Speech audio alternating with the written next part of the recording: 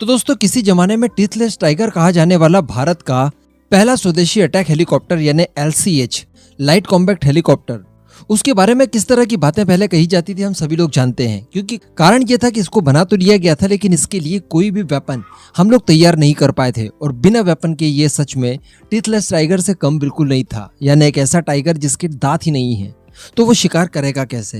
लेकिन दोस्तों इसके बाद DRDO के अथक प्रयासों के बाद इसे कुछ इस हद तक ताकत दे दी गई है कि अब ये एशिया का टाइगर बन चुका है और एशिया में इसके टक्कर का कोई भी दूसरा हेलीकॉप्टर नहीं है।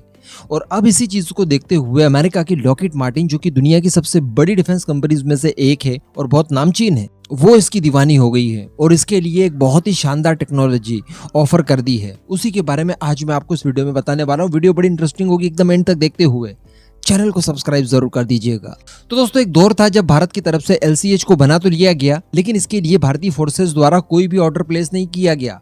काफी लंबे समय तक जो लिमिटेड प्रोडक्शन इसका किया गया, सीरियल प्रोडक्शन, वो भी हमारे HAL की बूते HAL के खर्च पर ही किया गया। किसी भी तरह का कोई भी ऑर्डर नहीं दिया गया था और कारण ये था कि इसके लिए कोई भी हथियार हम लोग डेवलप नहीं कर पाए थे। लेकिन इसका मतलब ये नहीं था कि LCH के अंदर किसी तरह की कोई तकलीफ है या खराबी है या वो किसी तरह के हथियार को मैनेज करने के लायक नहीं है। सब कुछ कर सकता है LCH, बस इसके अंदर हथियारों के इंटीग्रेशन का काम बाकी था। लेकिन अब वो सारी चीजें धीरे धीरे पटरी पर आ रही है। इसके लिए कई सारे अलग अलग वेपन्स बनाए गए हैं जिसमें DRDO का सबसे बड़ा योगदान है। लेकिन अब मैं आपको बता दूं कि लॉकहीड मार्टिन की तरफ से इसके लिए एक मिसाइल की ऑफर दिया गया है और अगर भारत इस ऑफर को स्वीकार कर लेता है तो यकीन मानिए भारत दुनिया का दूसरा ऐसा देश बन जाएगा जो कि अमेरिका के बाद अपने हेलीकॉप्टर में ये मिसाइल का इस्तेमाल करेगा। और ये मिसाइल कोई और नहीं बल्कि हेलफायर मिसाइल है। वैसे यहाँ पर आपको कंफ्यूजन ना हो इसलिए मैं आपको बता दूं कि ये वो हेलफायर मिसाइल नहीं है जो कि जवाहरी के केस में इस्तेमाल की गई थी। ये उसी फैमिली की है लेकिन ये वो मिसाइल नहीं है क्योंकि उस मिसाइल का नाम था R9X हेलफायर मिसाइल। और ये जो मिसाइल भारत को ऑफर की गई है भारत के LCH के लिए, इसे कहा जाता है AGM-114 हेलफायर मिसाइल।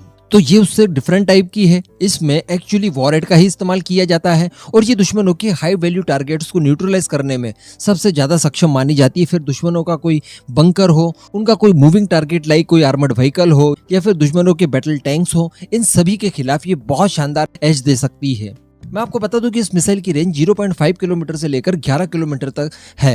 इसी के साथ साथ इसे आप कहीं से भी फायर कर सकते हैं, यानी आसमान से, जमीन से, किसी समुद्री शिप से, किसी पेट्रोल बोट वगैरह से, कहीं से भी इसका फायर किया जा सकता है। यानी कई सारे प्लेटफॉर्म हैं जो कि इसे लॉन्च करने में सक्षम होते हैं। अगर हेलीकॉप्टर वेरिएंट्स की बात की जाए कि किन किन हेलीकॉप्टर से फिलहाल इसे लॉन्च किया जा रहा है तो अपाचे अटैक हेलीकॉप्टर है जो कि अमेरिका द्वारा बनाया जाता है। भारत ने भी इसको खरीदा है और इसका बड़े पैमाने पर इस्तेमाल किया जा रहा है। साथ ही MS-60R रोमियो हेलीकॉप्टर, उससे भी आप इसे फायर कर सकते हैं। इसी के साथ साथ OH-58 कियोवा हेलीकॉप्टर और अन्य कई अमेरिका द्वारा जो हेलीकॉप्टर बनाए जाते हैं उनके अंदर आप इनका इस्तेमाल कर सकते हैं। लेकिन अमेरिका के बाद ये केवल यूरोकॉप्टर टाइगर से ही इस्तेमाल की जा सकती है। अगर भारत इसका ऑफर स्वीकार कर लेता है तो भारत ऐसा दूसरा देश होगा और भारत का LCH गैर अमेरिकी दूसरा हेलीकॉप्टर होगा जिससे इस हेलफायर मिसाइल यानी AGM-114 को आप फायर कर सकते हैं। तो खैर अब देखने वाली बात रहेगी कि क्या इसे भारत स्वीकार करता है, क्योंकि इसकी कीमतें जो है वो बड़ी शानदार है। यानी $1,50,000 से लेकर $2 लाख तक प्रति यूनिट इसकी पड़ती है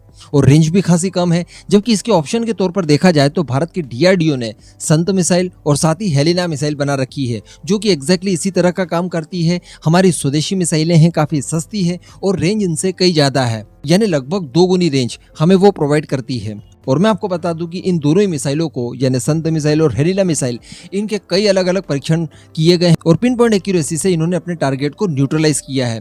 फिर इनका टेस्ट हम लोग पोखरण के रेगिस्तानों में देखें या फिर लद्दाख में -40 डिग्री टेम्परेचर पर देखें, हर जगह इन्होंने अपने आप को साबित किया है। आप वीडियो फुटेज देख ही पा रहे होंगे अपनी स्क्रीन पर, अलग अलग कई जगहों पर इसका टेस्ट किया गया और 100% ये सफल साबित हुए। तो खैर अब देखने वाली बात रहेगी कि क्या भारत इन मिसाइलों को एक्वायर करता है अमेरिका से। वैसे खुला ऑफर मिल रहा है, अगर कुछ एक की संख्या में हम लोग खरीद लें तो ये अच्छी बात हो सकती है, क्योंकि अगर ये मिसाइलें भारत के LCH में इंटीग्रेट की जा सके तो इससे कहीं ना कहीं भारत के LCH की जो एक्सपोर्ट वैल्यू है वो भी बढ़ सकती है। यानी एक एडिशनल हथियार आपको मिल रहा है जिसका इस्तेमाल आप करना चाहें करिए, नहीं करना है आप मत कीजिए, लेकिन एक ऑप्शन अगर हम लोग लेकर चलेंगे तो यकीनन ये काफी अच्छी चीज है। वैसे ज्यादा बड़े पैमाने पर हम लोग भारत की स्वदेशी मिसाइलों का इस्तेमाल कर सकते हैं, लेकिन फिर भी ये जानी मानी मिसाइलें हैं, इनका ट्रैक रिकॉर्ड अभी तक शानदार रहा है, वॉर प्रूवन है। तो अगर इनका इस्तेमाल हम लोग थोड़े बहुत नंबर में करना चाहें भी तो कर सकते हैं, कोई दिक्कत वाली बात नहीं है। इवन इससे भारत के LCH की जो PR है वो कई गुना बढ़ेगी। दुनिया भर के मीडिया आउटलेट्स इसको कवर करेंगे। अभी जो खबर निकल कर आई कि उन्होंने ऑफर किया है, इसी को लेकर तमाम मीडिया हाउस इसको कवर कर रहे हैं।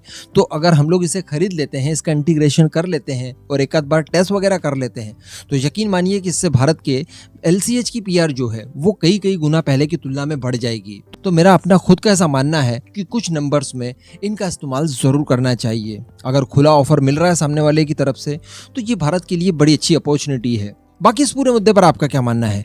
क्या आपके हिसाब से थोड़ी बहुत मात्रा में हेलफायर मिसाइल का इस्तेमाल LCH से करना चाहिए या फिर DRDO की सन और हेलिना मिसाइल ही इनफ है? नीचे कमेंट करके जरूर बताइएगा।